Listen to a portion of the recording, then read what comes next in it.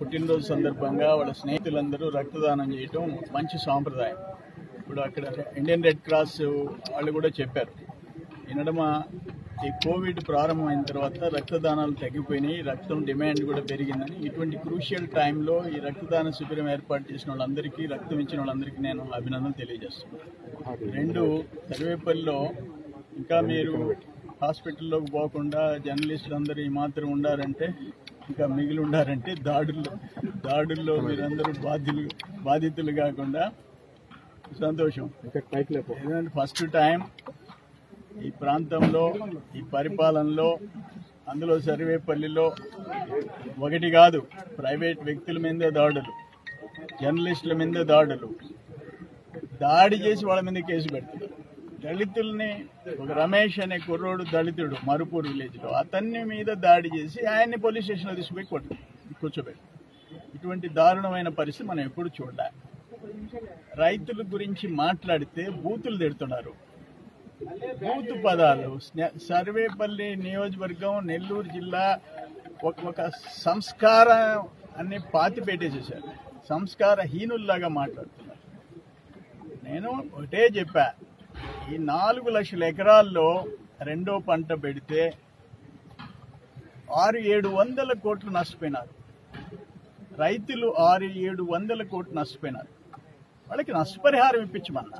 రెండు, ఎంఎస్పీ దుర్వినియోగం చేస్తున్నారు, ఆ లిస్టు బయట పెట్టమన్నా. ఆ బ్రోకర్లు, జోకర్లు పేర్లన్నీ బయట వచ్చేస్తాయి, బయట పెట్టమన్నాం. దానికేమి మీకు అదేమి ఓపెన్, అది ఓపెన్ టు ఆల్. అంటే జగన్మోహన్ రెడ్డి చెప్పాడు, గ్రామాల్లోనే రైతుల వివరాలన్నీ అక్కడ పెట్టేసేసి ఇవ్వమన్నాడు, ఆ గ్రామ సచివాలయంలోనే.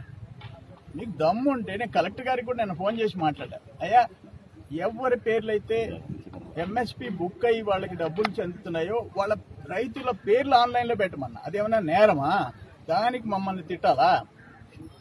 నువ్వు ఎమ్మెల్యే తిట్టాలా, ఎమ్మెల్యే చెంచాలు తిట్టాలా?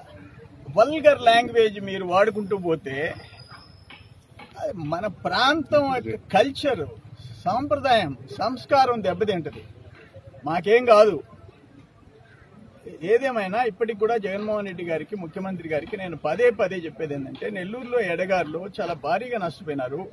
ఎంఎస్పీకి తోలినోళ్ళు నష్టపోయినారు. 200-300 కేజీలు ఎక్స్ట్రా ఇచ్చారు. 3 రోజులు లారీలకి, ట్రాక్టర్లకి బాడుగులు కట్టుకున్నారు. ఇటువంటి దారుణమైన పరిస్థితి ఇప్పుడు నెల్లూరు జిల్లా రైతాంగం చూడలేదు. నెంబర్ 2, ఆ ఎంఎస్పీకి తోలిన 2.5 లక్షల టన్నుల్లో కూడా ఎంత ఈ వైసీపీ నాయకుల వెనకుండే వాళ్ళు అండ్ దళారులు ఎంత దుర్వినియోగం చేశారు. రైతుల పేర్లు పెట్టి వాళ్ళ దగ్గర 8,000-9,000కి పుట్టి కొనుక్కొని, నేను ఎవరో చెప్తున్నారు, ఒక ట్రక్కు ఇసుక కొనాలంటే 7,000 అంట.